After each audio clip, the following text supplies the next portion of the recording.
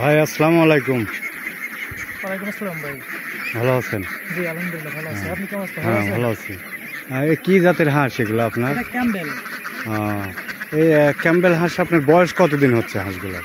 বয়স 1 মাস 4 দিন। 1 মাস 4 দিন। হ্যাঁ। কত পিস আছে টোটাল এখানে? এখানে আছে 370 পিস। 370 পিস। জি। আপনার এই বাচ্চাগুলো কি সব হাসি বাচ্চা, মানে মেয়ে বাচ্চা? হাসি বাচ্চা, তবে আসলে হাসা আছে অল্প কিছু। অল্প কিছু হাসা আছে। আপনার এই হাঁসগুলো আপনার কতদিনের ডিম আসতে পারে? ডিম আপনার 4 মাসে ধরা শুরু করবে, কিছু করে আসবে 4 মাসে। 4 মাসে। এখন আপনার 1 মাস বয়স হচ্ছে।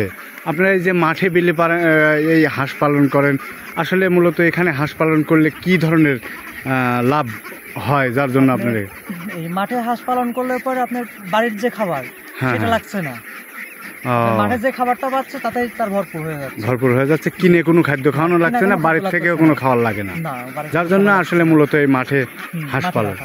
এই যে যেভাবে ঘর প্রস্তুত করেছেন এইভাবেই? হ্যাঁ, এইভাবেই রাখা যায়।